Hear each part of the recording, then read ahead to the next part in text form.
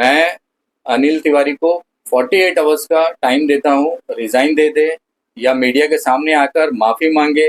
जो मेडिकल का धंधा में आप जो है डील कर रहे हैं, आप आकर माफ़ी मांगे। नहीं तो अंडमान का पब्लिक जो है चुप नहीं रहेगा। हम इसके अगेंस्ट में बड़ा प्रोटेस्ट करेंगे, हम घिराव करेंगे, पब्लिक घर घर से निकलेगा। शर्म आना चाहिए ऐसा गंदा आदमी को। बोलते हुए भी शर्म आता है, हम लोग को सुनते हुए भी शर्म आ रहा है। कल से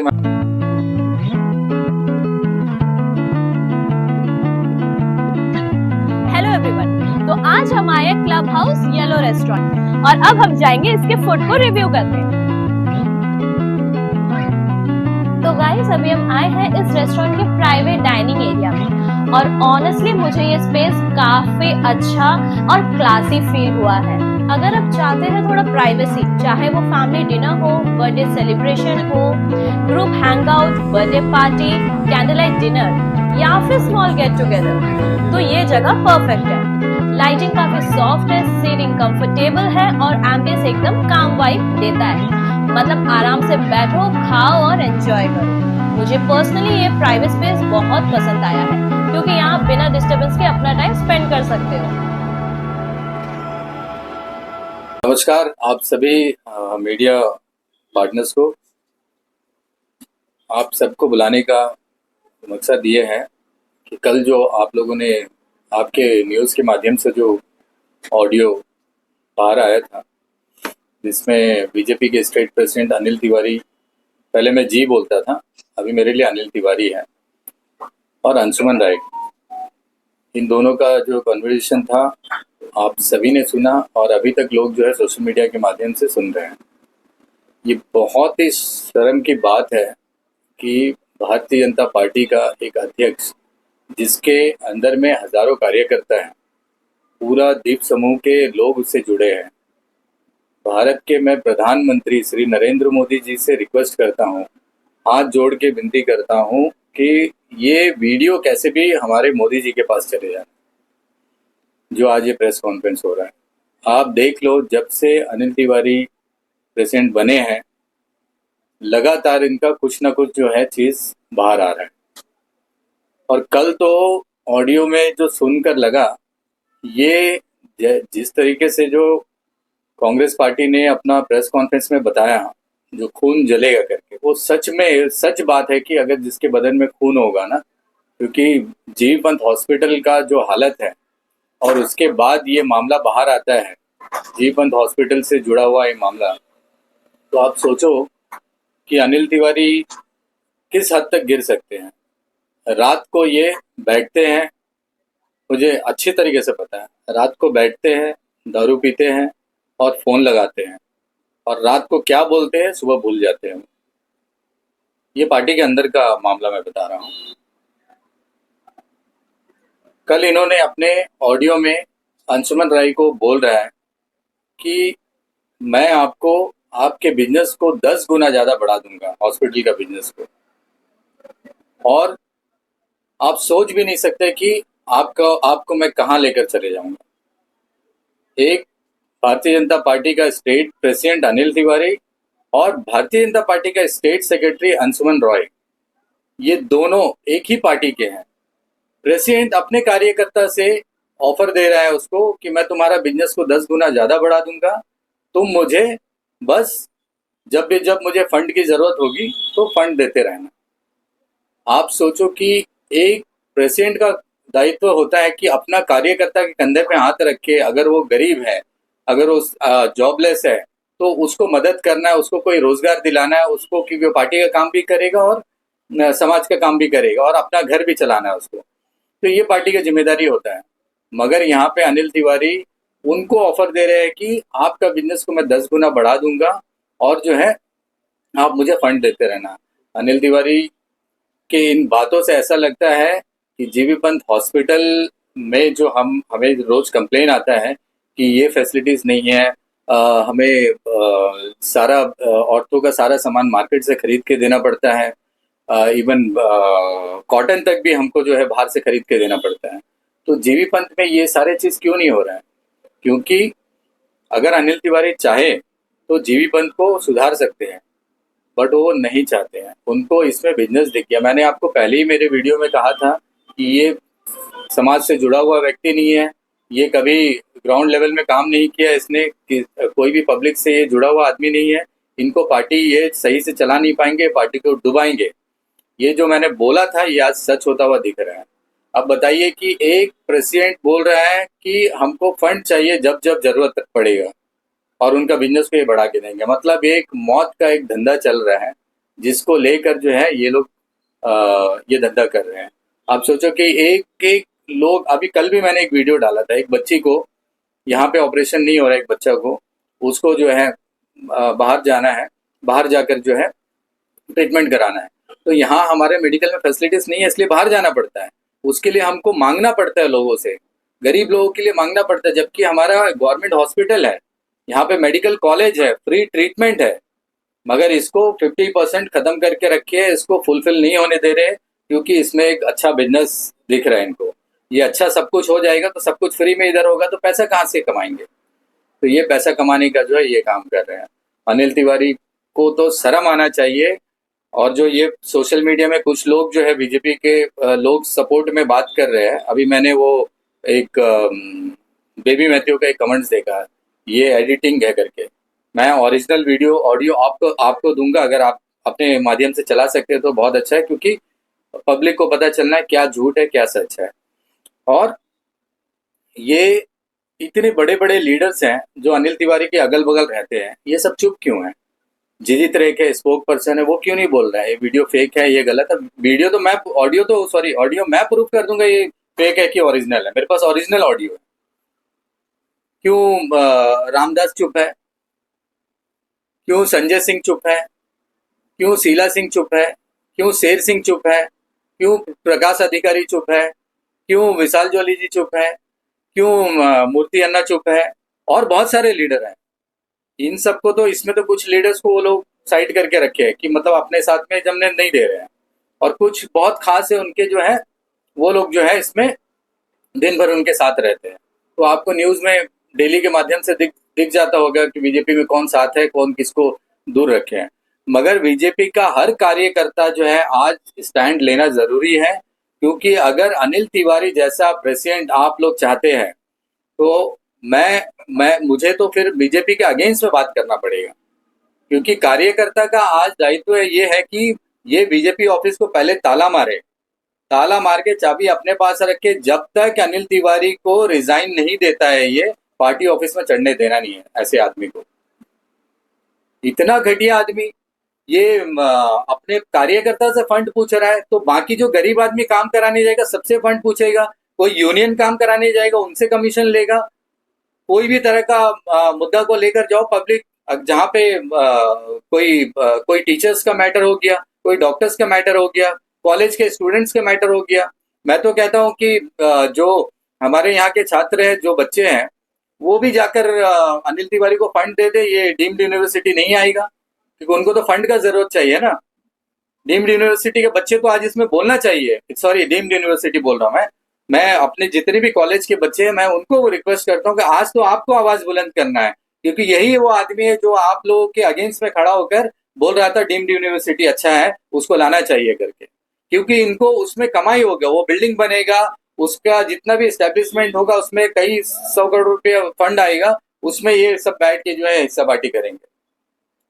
तो ये चीज है। इतने, मैं यहाँ के विष्णुपद राय जी हमारे एमपी, उनको मैं हाथ जोड़ के रिक्वेस्ट करता हूँ, दादा अगर आप दिल्ली में हैं तो ये न्यूज जो है कम से कम दिल्ली में लोग बड़े लीडर्स तक पहुंचाइए। मैं अपने माध्यम से कई जगह मैंने दिल्ली में भेजा है ऑडियो कि ये देखे कि बीजेपी की प्रेसिडेंट क्या काम कर रहा है यहाँ पे। ये बहुत शर्म का बात है। मैं अटल बिहारी वाजपेयी जी का एक बोला हुआ शब्द मैं आपको बता रहा हूँ। अटल बिहारी वाजपेयी जी बोला करते थे कि पार्टी के अंदर में अगर कोई गलत चीज हो और कार्यकर्ता जब उस पर आवाज नहीं उठाते हैं, तो मतलब वो देश प्रेमी नहीं है, वो पार्टी प्रेमी है। और जो लोग पार्टी प्रेमी रहेंगे वो चुप बैठेंगे, वो कुछ नहीं बोलेंगे, और हम इसी तरह जो है और परेशानी में पूरे आइलैंडर्स जो है जाते रहेंगे। मैं अनिल तिवारी को 48 आवर्स का टाइम देता हूँ, रिजाइन दे दे, या मीडिया के सामने आकर माफ़ी मांगे। जो मेडिकल का धंधा में आप जो है डील कर रहे हैं, आप आकर माफ़ी मांगे। नहीं तो अंडमान का पब्लिक जो है चुप नहीं रहेगा। हम इसके अगेंस्ट में बड़ा प्रोटेस्ट करेंगे, हम घिराव करेंगे, पब्लिक घर घर से निकलेगा और हर संगठन, हर यूनियन को मैं बुलाऊंगा, हर पॉलिटिकल पार्टी को मैं रिक्वेस्ट करूंगा आने के लिए, हर एसोसिएशंस को मैं बोलूंगा आने के लिए, क्योंकि ये सब लोग जो है, हर ऑटो यूनियन को मैं बोलूंगा, ट्रक यूनियन को भी इनवाइट करूंगा मैं, जो आपके ट्रेवल्स के जो गाड़ी चलाते हैं उस यूनियन को भी मैं बुलाऊंगा, क्योंकि वो यूनियन तो एयरपोर्ट में रो रो के थक गया, उनका डिमांड पूरा नहीं हुआ। या तो फिर ऐसे सारे यूनियन जाइए, जाकर अनिल तिवारी को फंड दीजिए, आपका सारा काम हो जाएगा। मैं सारे पीआरआई मेंबर को रिक्वेस्ट करता हूं, अगर ये प्रोटेस्ट होगा, अनिल तिवारी अगर रिजाइन नहीं देता है, अनिल तिवारी इसमें सफाई नहीं देता है, माफी नहीं मांगता है, तो हम लोग जो है सब मिलकर जो है इसमें प्रोटेस्ट करेंगे इसके अगेंस्ट में। क्योंकि हर इलेक्टेड मेंबर, हर पीआरआई मेंबर हो, भले किसी भी पार्टी को, मैं बीजेपी पार्टी के भी मेंबर्स को बोल रहा हूँ, इलेक्टेड मेंबर को, कि आपको भी इसमें आवाज उठाना चाहिए। आप नहीं आवाज उठाएंगे, ये घर घर में ये ऑडियो पहुंचा, 9 महीने बाद म्युनिसिपल इलेक्शन है, पंचायत इलेक्शन है, हर घर का आदमी आपसे पूछेगा कि आप कौन से लीडरशिप में काम कर रहे हैं, आपको क्यों वोट दिया जाएगा। आप अनिल तिवारी का आदमी हैं, आपको हम वोट डालना है। अनिल तिवारी जो स्कैम कर रहा है, एक अपना कार्यकर्ता को नहीं छोड़ा। अब तो ऐसा हो गया कि अनिल तिवारी कोई भी आईएएस ऑफिसर के बगल में अगर जाकर फोटो खिंचा के भी डालता है ना, तो उस आईएएस ऑफिसर के बारे में भी सोचना पड़ेगा कि वो भी इस डील में मिक्स है करके। क्योंकि ये तो डेली सेक्रेटरीट जाता है, डेली सीएस से मिलता है, डेली सारे सेक्रेटरी से मिल रहा है, डेली डीसी से मिल रहा है। क्या धंधा चल रहा है, कौन जाता है इतना मिलने के लिए? क्योंकि ये बड़े बड़े लोगों का काम चल रहा है, इधर में बिजनेस चल रहा है। अनिल तिवारी बहुत गंदा काम कर रहा है। अनिल तिवारी को जल्द से जल्द पार्टी से हटाना चाहिए। जीवी पंत का जो बुरा हाल है सुनकर सच में हम लोगों को आज बहुत दुख हो रहा है, बहुत अफसोस हो रहा है कि ये धंधा में, और ये अंशुमन रॉय को भी आकर जो है बीच में सफाई देने की कोई जरूरत नहीं थी। अंशुमन रॉय को कोई सफाई देने की जरूरत नहीं थी भाई। आपको तो छोटा बच्चा भी बता देगा, आप लोग जो बात कर रहे हैं उसमें वो आपको ऑफर दे रहा है कि भाई, और कितने गंदे तरीके से वो डिमांड कर रहा है, मैं आपका बिजनेस को 10 गुना बढ़ा दूंगा, आप बस मेरे को जब जब फंड का जरूरत पड़ेगा आप देते रहना। जी हाँ, जी हाँ, हाँ मैं देते रहूंगा। ये तो खुद बोला वाला चीज है ना, खुद एक्सेप्ट की है कि हमने ऑडियो जो है 4-5 लोगों को दिया भरोसा करके, वो बाहर आया है। ये कौन सा एआई और एडिटिंग में जा रहा है? हाँ, मैंने वो पूरा ऑडियो सुना जो कि पब्लिक तक आना जरूरी नहीं था, क्योंकि वो पार्टी का इंटरनल मैटर था। वो रिजाइन पूछ रहा है, ये रिजाइन देने के लिए तैयार, वो मीडिया में क्या जरूरत है उसको? मगर ये तो जरूरत था ना, जो कल के प्रेस कॉन्फ्रेंस में आया, ये तो पब्लिक से जुड़ा हुआ मुद्दा है ना। हर आदमी, गरीब आदमी जाकर जो है हॉस्पिटल में अपना जान लेकर जाकर देता है वहां पे, कि भाई मेरे को, मतलब एक तो डर रहा है जीवन से, ऊपर से ऐसे भयानक लोग और जो है डराने का काम कर रहे हैं। अब बताओ कितने लोगों का कल से फोन आ रहा है, कंप्लेन आ रहा है कि भाई एयरलिफ्ट करने का ज्यादा पैसा चार्ज करते हैं। कुछ लोगों ने तो वो क्लेम भी किया है कि हम लोग जो है सामने आकर भी बोलने के लिए तैयार है कि हमारा पैसा दिया हुआ, जबकि पेशेंट यहाँ से गया नहीं और वो पैसा भी डूब गया हमारा, जबकि हम टाइम पे इन्फॉर्म कर दिए। बहुत गलत चीज है। मैं भारतीय जनता पार्टी अंडमान निकोबार के सभी कार्यकर्ता से रिक्वेस्ट करता हूँ कि भाई ऐसे लीडर के सामने आप जो है काम ना करें। आप अपना अपना झंडा डाउन करें। जब तक ये आदमी नहीं है आप लोग पार्टी ऑफिस मत जाइए, या तो ताला लगाइए। और आप लोग, कार्यकर्ता के पास इतना ताकत है कि वो अगर सही इंफॉर्मेशन सही जगह दे देना, तो ये 24 घंटे के अंदर ये आदमी दिखेगा नहीं। ये आदमी आया है बाहर से कुछ साल पहले, ना यहाँ बचपन किसी के साथ गया है, ना यहाँ का स्कूल में पढ़ा है, ना यहाँ से किसी के साथ में फीलिंग जुड़ा है। तो ये लोग तो मौत का सौदागर है, ये लोग का धंधा है इनका। पेशेंट आएंगे जाएंगे, इनको कमीशन मिलेगा। और डॉक्टर्स कितने मिले इसमें कोई बता नहीं सकता। एडमिनिस्ट्रेशन मिला हो सकता है इसमें, कोई भी मिला हो सकता है ना। अब तो हम किसी के ऊपर भरोसा नहीं करेंगे, क्योंकि ऐसे लोग तो एडमिनिस्ट्रेशन में जाके काम कराने का वादा करते हैं, डेली फोटो खिंचा के डालते हैं कि हमने सीएस से ये डिमांड किया, हमने एलजी से ये डिमांड करा, हमने डीसी से ये डिमांड करा। बहुत ज्यादा प्रॉब्लम है अंडमान में, रोड की हालत बहुत खराब है, उसके लिए फंड मांग नहीं रहा है अनिल तिवारी। एक एमपी फंड फंड करके हम लोगों को मैसेज भी करता है, आप लोग भी आवाज उठाओ, लेटर लिखो पीएमओ को कि फंड नहीं है। सारा फंड यहाँ से विड्रॉ करके जो है वापस भेज दिया जाता है। मतलब यहाँ का एडमिनिस्ट्रेशन फंड मतलब आता है वहां से, मगर यहाँ काम बिना करे पैसा वापस भेज देते हैं। और यहाँ इनको पर्सनल फंड चाहिए। शर्म आना चाहिए ऐसा गंदा आदमी को।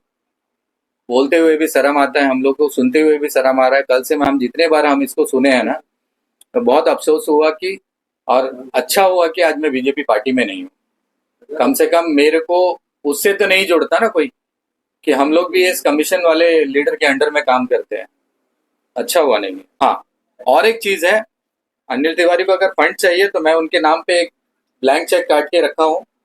अगर उनको बता दें मेरे को कि मंथली उसको कितना फंड चाहिए।